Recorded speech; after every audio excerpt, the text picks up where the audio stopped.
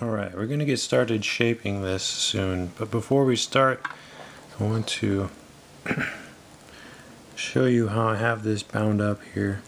We have two twist ties on either side of the wings, kind of holding together that color change near the top of the wing. How we have that one flap of paper over the edge there. In a moment I'll take one of these apart because I'd like to show you again how I ended up shaping this part of the wing. Which can be kind of difficult. We've got one wrapped around the length of the post between the snakes and the top, and as this dries this will come down a bit. It won't be angled back like this, it'll be forward like that. We've also got one twist tie kind of holding things generally in place here around the lower part of the staff. In the back it doesn't matter as much, but particularly around the sides you want to disguise any kind of layering that you see by rounding off the tails as much as you can without overfolding it. You don't want it to start to look ugly. And when it comes to these parts around the edge, could become a little trickier to round them off. Just kind of do your best to make that look as nice as it can, how you want it. You know, I can teach how to fold these models, but it's a little bit like giving you a recipe for French toast. You know, when you go to make the French toast, it's really up to you and how much practice you want to put into it as to how well it's going to taste. And likewise, this model will look better the more practice you have with shaping origami. If you're having a little bit of trouble with this model, try a few models that are a little less difficult and work your way up to this. But you will eventually get here. It didn't take me very long practicing folding models before I was able to fold this. You know, it just kind of depends on you personally how long that's going to take. And if you're able to fold this now, I congratulate you. This is a very difficult model, and I would definitely like to see pictures of that if you do. I think all designers really enjoy to see pictures of the models that they've designed and coming to life in someone else's hands. Alright, so I wanted to show you this wing, how I ended up putting it together.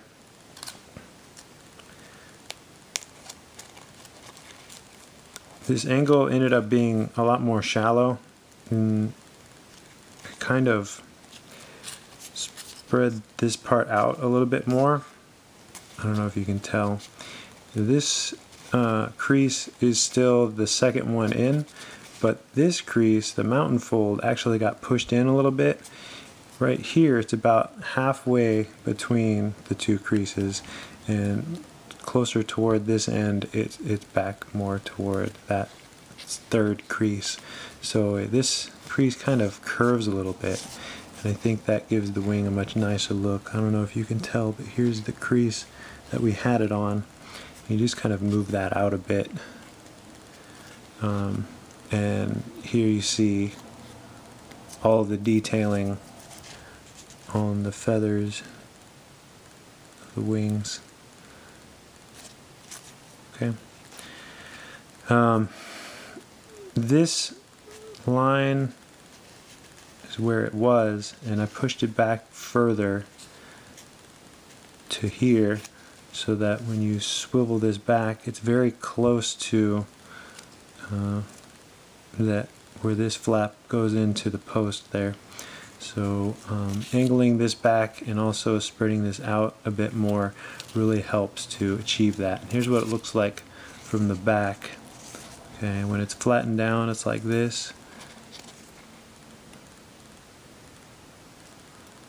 Okay, and then expand it out like that. That's about where the creases are.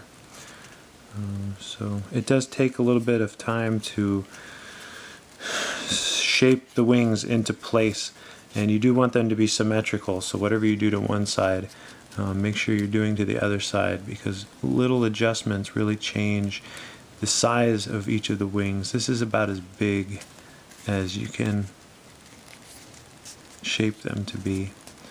These wings are pretty large. They're larger than they were in the original time I folded this model.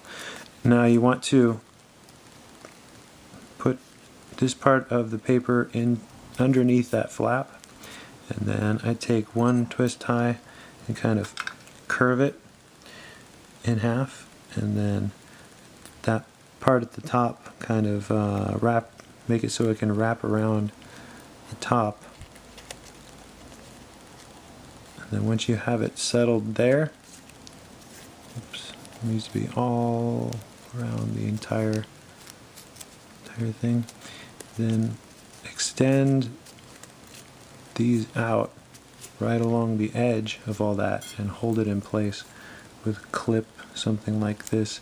You can buy tiny clips like this at the store, the hardware, or not hardware store, like the office supply store or something. Okay, that wing is pretty difficult. Hopefully you're able to shape the wings how you'd like to. And also the shaping of any model is really personal, so whatever looks good to you, you know. I did have one twist tie around the neck of the snakes, and it kind of goes underneath here. I pinched a little bit here, and you want them to be kind of angled out and down, like that.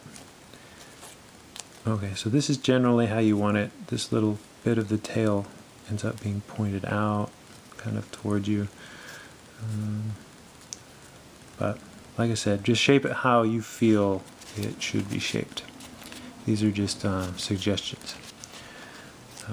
You want to get something sloped like this to rush this on, and then these posts, so that when you set the model on a shelf, it's angled up. You can see it. It's not lying flat and very static. You want something with a bit of an angle to it, and you can do some secondary shaping after it's done to get those posts to hold the model up exactly how you want them to.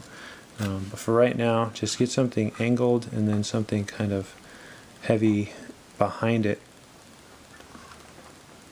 and that will give you a good base to hold the model in as it's drying. And again, we're using a wallpaper paste that's been thinned down quite a bit. It's very runny. You can use CMC.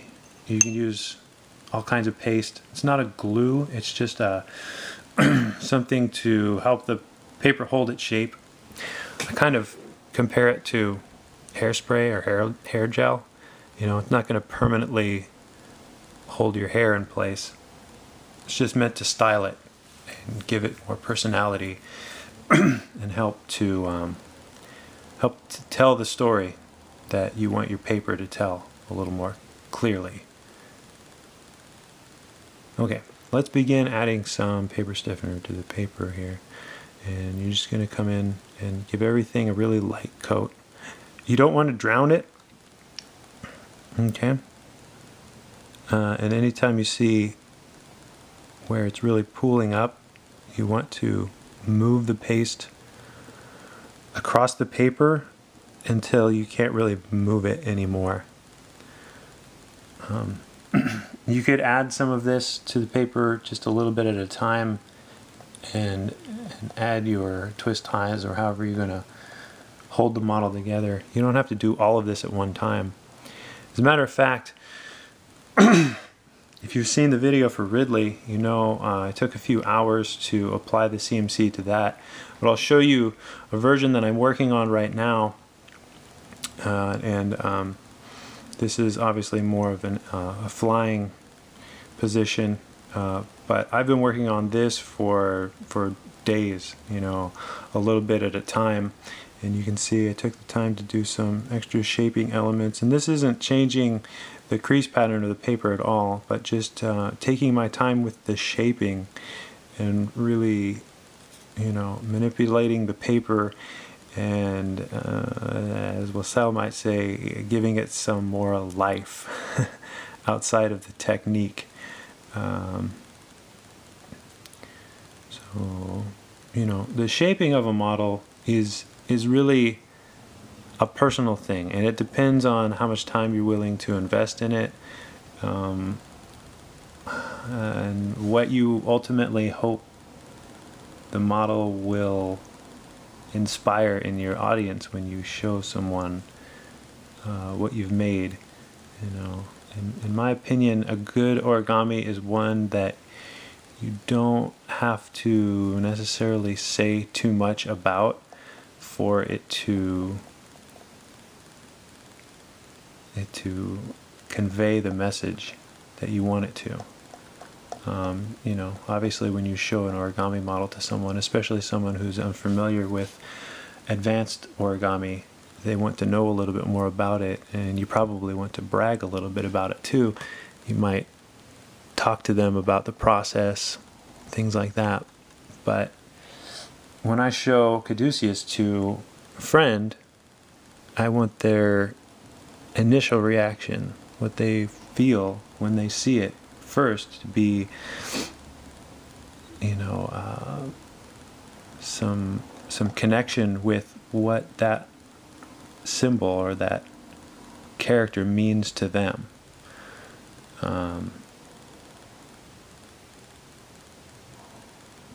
Whatever that might be. If you work in a hospital, you might, you know, feel connected with Caduceus because that's been adopted as a symbol of the medical field. I know that's why I chose to design a model based off of this ancient Greek and Roman symbol. Roman? I want to say it's Roman. It was Hermes. Was Hermes a Greek god or a Roman god? I can't recall. I thought Mercury. It's hard for me to remember. Somebody out there knows and is probably giving me the face palm right now because I don't know my ancient history. But, well, it is ancient history. At any rate, it's the staff of Hermes, and somehow over the years, even though it's not really what it means, it got adapted as a symbol for healthcare. Snakes have symbolized kind of healing and health, and has something to do with venom and anti-venom. I don't really know. Maybe you could find a different YouTube video on the actually there are a couple of YouTube videos about Caduceus. Some of them are kind of weird, so maybe don't do that. Maybe that's bad advice. There's some wacky people on the internet. One day I got to that weird place on YouTube looking up information about this symbol. And, whatever. I guess I don't look too deeply at the world around me to the point where I become obsessed and depressed with things that don't really need to be worried about. At any rate, we're having fun making origami now. I really feel like I'm just kind of rambling on at this point and not really showing you much other than the fact that you just need to kind of be going slowly. And with this model, it is it's an object that has a definite structure to it. Unlike a creature or an animal, you know, a dragon or something like that, that you could sort of give some poise to, I guess the angle that you position the wings, maybe the direction the snakes are going in, stuff like that. Minor little details like that.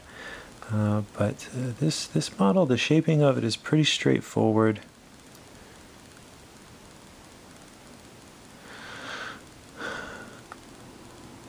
And how you want the snakes to look is really up to you. I kind of thin down the sides and pinch them in a bit to kind of make it look a little more snake-like, but maybe you might find that to be too menacing for this, so who knows. So I've laid a coat onto the front.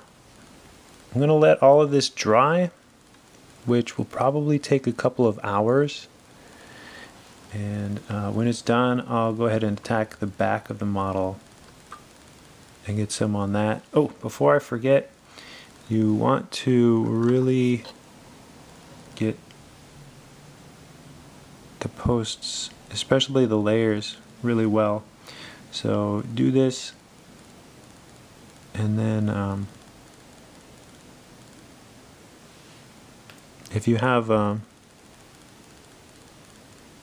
clips on it like I do, take those off, add paper paste to them, and then put the clips back on one by one, like so. Just take one off. Make sure to get the paste on the paper. You can be a little more, give a little more paste to this part because it really needs to be stiff, especially when you get to where it enters the model at the base of this flap. You want to get a lot of paste on that so it holds its shape very well, because that's going to be what holds the model up. It's like a three-legged stool. Tip of the post being one leg, and then these two posts in the back, giving it something to lean back on. So really make sure you get a lot kind of in this area inside here. Okay, and then once all of this dries, start to take the twist ties off and get whatever was underneath that, back here.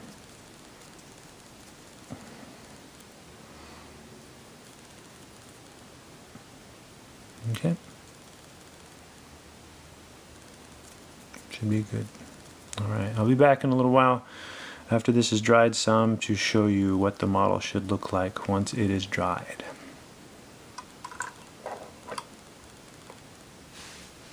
Okay, it's been a whole day now. I'm going to take off the binding and see what our Caduceus looks like.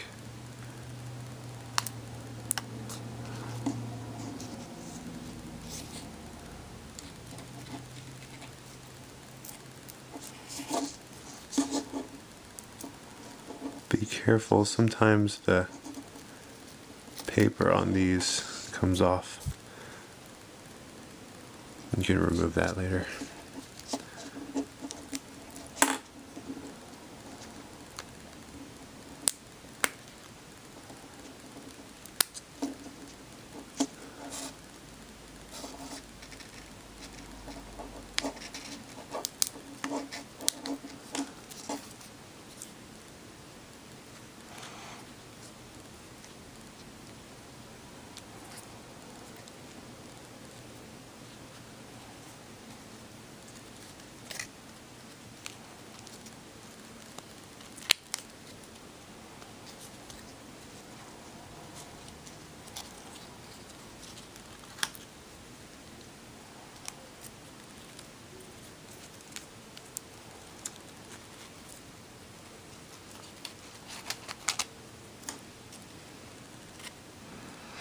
Looking good so far.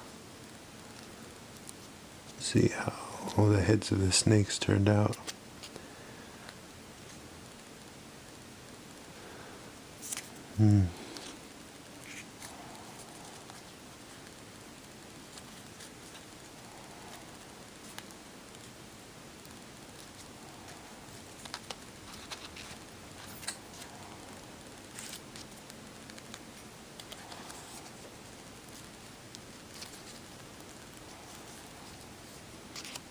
Pretty good.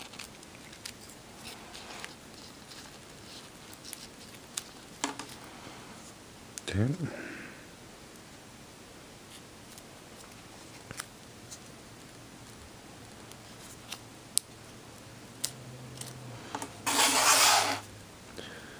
And finally,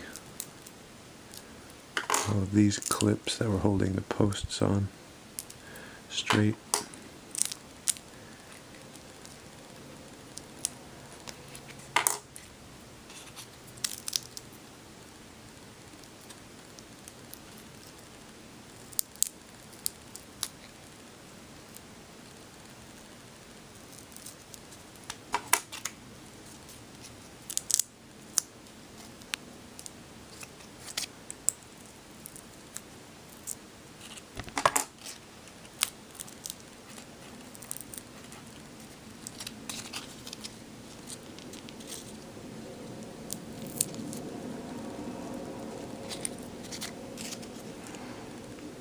To let go.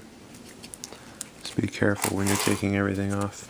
Alright, now you see these stiff snakes are pretty good position, and here we have our completed model Caduceus. You might want to go in and still do just a little bit of touch-up work, but this is essentially the completed model. I hope you've enjoyed folding along with this tutorial. In the next tutorial, I'll be showing you how to fold smaug. So I look forward to seeing you in the next video. Thanks for watching, everyone. Bye for now.